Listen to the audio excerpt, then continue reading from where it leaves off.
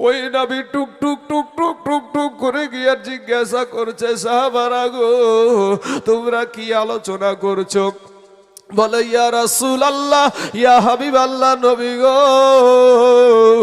আপনার একজন সাহাবী 5 ওয়াক্ত নামাজ পড়ে ঠিকই, কিন্তু নবী গো, সে কি নামাজ পড়ে বুঝি নাই গো নবী। আপনার নামাজ শেষ হওয়া মাত্রই সে মসজিদ থেকে তাড়াতাড়ি করে বের হয়ে যায়। আমার নবী বললেন, সাহাবী, তোমরা পিছনে কোনো কথা আলোচনা করিও না, আমি রহমাতাল লিল আলামিন, আমি নবী তদন্ত করে দেখব আমার সাহাবী কি নামাজ পড়ে। জোরে বলেন না একবার সুবহানাল্লাহ। হে মুসলমান ভাই, আমার দয়ার নবীর আদর্শ দেখে বাবা কাফের বেদিনেরা বলতো, আল আমিন বলতো, সত্যবাদী বলতো। রে বাবা, আমার নবী তরবারি দিয়া বাবা ইসলাম প্রচার করে নাই। আমার নবীকে কেউ যদি আঘাত করেছে, আমার নবী ওই হাতখানে চুমা খেয়েছে বাবা। যেই শরীরে বাবারে মশা বসতো না, যেই শরীরে মাছি বসতো না, ওই শরীরে কাফের বেদিনেরা আঘাত করতো রে বাবা, কিন্তু আমার দয়ার নবী তাদেরকে বাবা আঘাত করতো না। আমার নবী, আপনার নবী টুক টুক টুক টুক করে আব্দুল্লাহ আনসারীর বাড়ি চলে গেলেন। বাড়িতে যাওয়ার পরে এবার বাড়ির দরজার বাইরে থেকে, গেটের বাইরে থেকে সালাম দিচ্ছে, কিন্তু একবার সালাম দিলেন, আওয়াজ আসলো না, উত্তর আসলো না।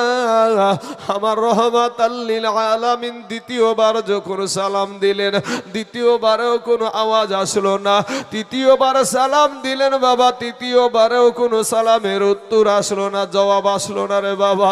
আমার নবী বাড়ি থেকে আপনার দরজা থেকে ফিরে চলে আসছেন, কিন্তু ভাই গো, আজ আপনারা নদিয়ার মুসলমান, আমি মুর্শিদাবাদের মুসলমান, আমাদের সমাজে এই আমলটা কারো ভিতরেই নাই, কারো ভিতরে নাই রে বাবা।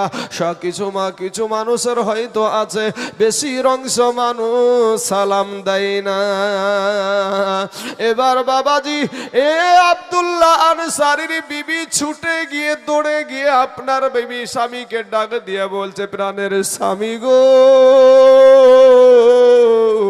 আমাদের এতিম নবী, আমাদের দরদি নবী আমাদের দরজায় এসেছিল গো স্বামী, 3 বার সালাম দিয়েছে গো স্বামী, সালামের জবাব না পেয়ে আমাদের নবী বাড়ি থেকে ফিরাইয়া গেছে।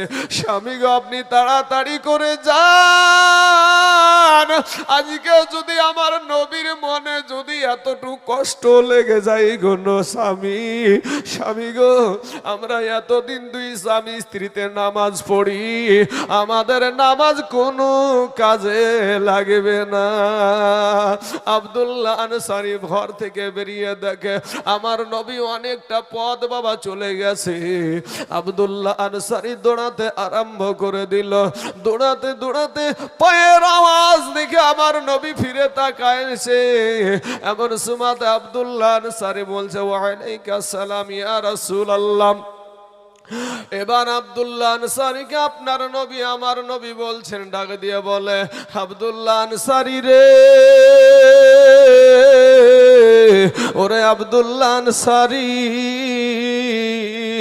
তোমাকে বললাম তোমার বাড়িতে 3 বার সালাম দিলাম রে আব্দুল্লাহ আনসারী, একবার তুমি আমাদের সালামের উত্তর দিলা না। কি এমন অবস্থায় ছিল গো আব্দুল্লাহ আনসারী, কি হালাতে ছিল যে আমার সালামের উত্তর দিতে পারলে না? সঙ্গে সঙ্গে আব্দুল্লাহ আনসারীর 2 চোখ দিয়ে বাবা অঝর নয়নে ঝর্ণার মতন পানি ঝরতে শুরু করে দিল। ডাক দিয়ে বলে, ইয়া রাসূলুল্লাহ, ইয়া হাবিবাল্লাহ, নবী গো, ওগো নবীজি, আমি আব্দুল্লাহ আনসারী, এমন একটা অবস্থার ভিতরে ছিলাম গো নবী। নবী গো আপনি একদিন বয়ান করেছিলেন যে আসসালাতু মিফতাহুল জান্নাহ, নামাজ হলো জান্নাতের চাবি। ও গো নবীজি, সেই দিন থেকে আমরা দুই স্বামী স্ত্রী নামাজ পড়ি গো নবী, একদিনও আমরা নামাজ কাজা করি নাই। জোরে বলেন একবার সুবহানাল্লাহ। এ মুসলমান ভাই, আব্দুল্লাহ আনসারী ডাক দিয়ে বলছেন, ইয়া রাসূলুল্লাহ, তবে আমি এত গরিব মানুষ, এত গরিব মানুষ নবী গো, আমাদের ভালো পরনের কাপড় মাত্র একটা। নবী গো, আমি যখন মসজিদে যাই, আমার বিবিকে আমার ঘরের ভিতরে একটা গর্ত খনন করেছি, ওই গর্তের ভিতরে আমি রেখে দিয়া নবী গো আমি মসজিদে যাই গো ইয়া রাসূলুল্লাহ। আমি মসজিদে আপনার পিছনে নামাজ আদায় করে আমি তাড়াতাড়ি করে চলে আসি। আসার পরে ওগো নবীজি, আমি ওই কাপড়টা আমার বিবিকে দিয়ে আমি গর্তে বসে যাই। আমার বিবি ওই কাপড়টা পরিধান করে নামাজ আদায় করে গো নবী। হে মুসলমান ভাইরা রে আমার, আজ আমাদের শোকেস ভর্তি করা কাপড়, আজ আমাদের বাক্স ভর্তি করা কাপড়, নামাজ পড়ো না। ওরা যুবক ভাই, ও কালেমাওয়ালা মুসলমানেরা শুনে যাওয়া যে রাতের মেলা, এই দুনিয়াটা কিছুই না রে মুমিন। কখন জানি আজরাইল এসে জানখানা বের করে নিয়ে যাবে। গুনাহ নিয়া কবরে যায় না রে যুবক, তুমি কি মরবা না? তোমার কি মরণ হবে না? সেই দিন তুমি কি নিয়ে যাবা রে বাবা? বলছে ইয়া রাসূলুল্লাহ, ইয়া হাবিবাল্লাহ, নবী গো, একটা কাপড়ে দুই স্বামী স্ত্রী নামাজ পড়ি গো নবী, কোনদিন আমরা নামাজ কাজা করি নাই গো নবী। আমার নবী বললেন, আব্দুল্লাহ আনসারী রে, চলো না একবার যাই তোমার ঘরে, একটাবার যাই, তোমার ঘরের গর্তটা শরীয়ত সম্মত আছে কিনা দেখি। ওই গর্তটা বাবা এত গভীর ছিল, আমার নবীজির সাহাবী এত গর্ত করেছিল, ভিতরে মানুষ আছে কিনা তাও বোঝা যায় না। জোরে বলেন সুবহানাল্লাহ।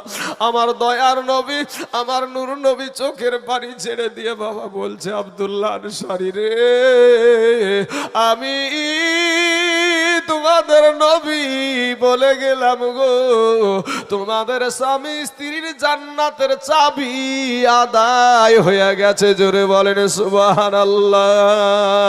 যদি বাবাজি বাড়িতে কোনো মেহমান আসে, যদি বাড়িতে কোনো বাবা কুটুম আসে, ওই মেহমানটা যখন বাড়ি থেকে বেরিয়ে যায়, ওই মেহমানটাকে কিছুটা পথ আগিয়ে দেওয়াটা হলো সুন্নাত।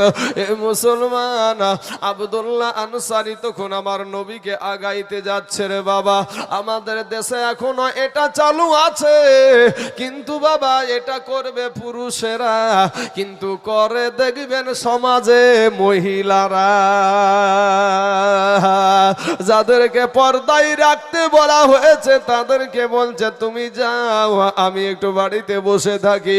ও মুসলমান ভাইয়ের, আমার মা খালারা গো, এবার আমার আপনার নবী যখন টুকটুক করে চলে আসছে, সঙ্গে আব্দুল্লাহ আনসারীও আসছে বাবা।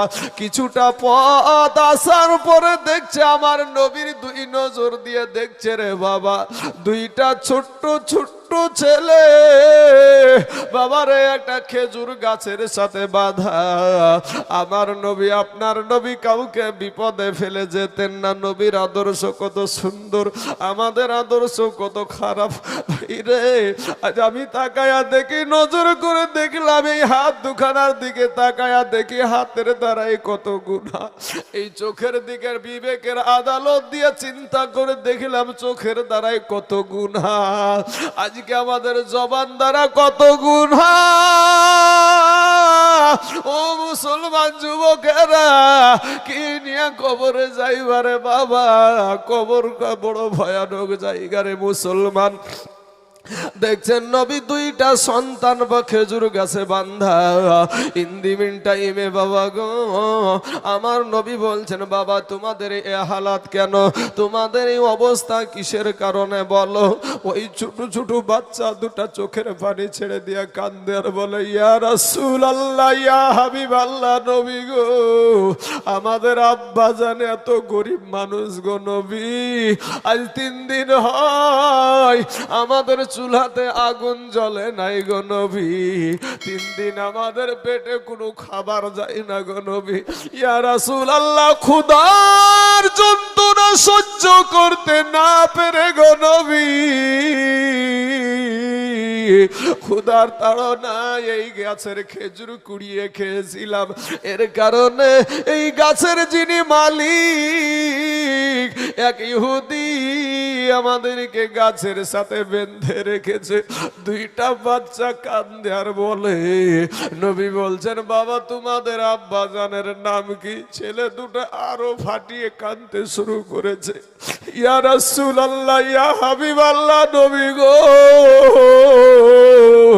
আমাদের আব্বা আর কেউ না, আমাদের আব্বা জানার কেউ না, যিনি আপনার পাশে দাঁড়িয়ে আছে যার নাম হলো আব্দুল্লাহ আনসারী। এ মুসলমান যুবক, এরা আমার কালেমার ভাই, ওগো আমার মা খালারা, 3 দিন বাবা সন্তানের পেটে খাবার দিতে পারে নাই। একটা কাপড়ে 2 স্বামী স্ত্রী নামাজ পড়ে, এরপরও বাবাজি নামাজ ছাড়ে না। আজ আমাদের খাবারের অভাব নাই, আজকে পোশাকের অভাব নাই, আজকে টাকা পয়সার অভাব নাই, এরপরও বাবা মসজিদে যাই না, এরপরও নামাজ পড়ি নাই রে বাবা। ও সোনামানিক ভাই রে, কেমন দিন আসবে তোমার সম্মুখে? কোরআনকে তো বিশ্বাস করো রে বাবা। কোরআন থেকে বলি বাবাজি, আল্লাহ কোরআনে বলছেন, ইযা যুলজিলাতিল আরদু জিলজালাহা ওয়া আখরাজাতিল আরদু আসকালাহা ওয়া ক্বালাল ইনসানু মা লাহা।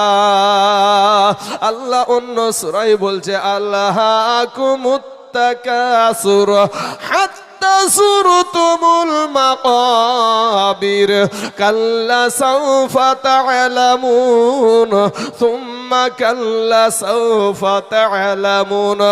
এ বাবাজি, অন্য সূরায় আল্লাহ বলছেন, ওয়াইলুল লিকুল্লি হুমাযাতিল লুমাযা আল্লাযী জামা'a মালান ওয়া আদ্দাদা ইয়াহসাবু আন্না মালাহু আখলাদা। আপনাকে গোটা কোরআন শরীফ খুলে দেখতে হবে না, সূরা নাবাটা খুলে দেখুন গো। আজকে সূরা বাবাজি, এই সূরাগুলোর বাংলা তরজমা একটু খুলে দেখেন। যদি আপনার সঙ্গে আপনার আমলের সাথে ওইগুলা মিলা যায়, কপালে লেখালেন আপনি জাহান্নামের বড় আসামি। কেমন করে আপনাদেরকে একটা ভালো করে বুঝাইয়া দিই। আল্লাহ কোরআনে বলছেন, আরাআইতাল্লাযী ইউকাযযিবু বিদ্দীন। আমার আল্লাহ বলছেন, ও বান্দারা, তোমরা কি চিনো নাকি আমার দিনকে, আমার ধর্মকে, ইসলাম ধর্মকে কারা অস্বীকারী? আমার আল্লাহ তাদেরকে বাবা চিনহায়া দিচ্ছে বান্দারে, তারা হলো ওই ব্যক্তি, ফাযালিকাল্লাযী ইয়াদউল ইয়াতীম। তারা হইল ওই ব্যক্তি যারা এতিমদেরকে ধাক্কা দেয়, যারা এতিমদেরকে বাবা ধাক্কা দেয়, এতিমের হক মেরে খায়। আল্লাহ আরো কোরআনে বলছেন, ওয়ালা ইয়াহুদ্দু আলা তুআমিল মিসকিন। এবং মিসকিনদেরকে খাবার দেয় না, কাউকে খাবার দেওয়াতে উৎসাহিত করে না। ফাওয়াইলুল লিল মুসাল্লিন। এবং যারা বাবা লোক দেখানো নামাজ পড়ে, আছে না নাই সমাজে বাবা? লোক দেখানো নামাজ পড়ে, এদের জন্য আমার আল্লাহ রেখেছে বড় ওয়ালাহুম আযাবুন আযীম, এদের জন্য বড় আযাবের জায়গা রেখেছে। ও মুসলমান বাবাজিরা, আমার আল্লাহ বলছেন ইযা সুলসিলাতিল আরদু সিলসালাহা, এই দুনিয়াটা যেদিন শেষ হয়ে যাবে রে বাপ, ওই আসমান ভেঙে একেবারে পড়ে যাবে, পাথরগুলা পাহাড়গুলা ভেঙে চুরমার হয়ে তুলার মতো উড়তে থাকবে রে বাবা, তুলার মতো উড়তে থাকবে। আজ বৈজ্ঞানিকের মতে যে সূর্যটা বাবা 9,30,00,000 মাইল দূরে যে সূর্যটা আছে, ওই সূর্যটা আমার আল্লাহর হুকুমে মাথার কাছে নেমে চলে আসবে। কবর থেকে মানুষ উঠে দৌড়াতে আরম্ভ করে দিবে রে বাবা। কারো পরনে কোনো পোশাক থাকবে না, আর কারো পরনে কোনো বাবা পোশাক থাকবে না, উলঙ্গা অবস্থায় দৌড়াতে আরম্ভ করে দিবে। মানুষ উন্মাদ আর কান্নার আওয়াজ, বাঁচাও বাঁচাও। আজকে তোমার ভালো লাগে না রে বাবা, আজকে তোমার মনে এত জোরে এত শক্তি রে বাবা। আমার আল্লাহ পাক এমন একটা দিন আপনার আমার সম্মুখে হাজির করে দিবে, শুধু কান্নার আওয়াজ। আমার আল্লাহ বলছেন 9,30,00,000 মাইল দূরে যে সূর্যটা আছে রে বাবা, ওই সূর্যটা আপনার আমার মাথার কাছে নেমে চলে আসবে। সূর্যের 12টা মুখ খুলে দেওয়া হবে, সূর্যের তাপে মাটি পুড়ে তামা হয়ে যাবে।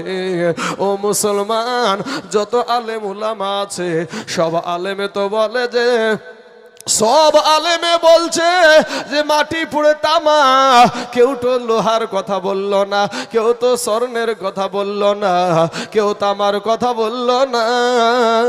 কিন্তু বাবা গো, এ সোনা মানিকের আমার ভাই জানেরা, তামার কথা কেন সম্মলবীরাই বলে? লোহার একটা গুণ আছে, এক মাথায় যদি আপনি আগুন লাগায়া দেন, অপর মাথাটা আপনার গরম হবে না। এক মাথায় যদি আপনি স্বর্ণের যদি আপনি এক মাথায় আগুন লাগায়া দেন, অপর মাথাটা কিন্তু গরম হবে না। এ বাবাজি, তামা এমন একটা ধাতু, স্বর্ণে বাবারে তামার এক মাথায় যদি আপনি আগুন লাগায়া দেন, পুরা তামাটা একই ভাবে গরম হতে থাকবে।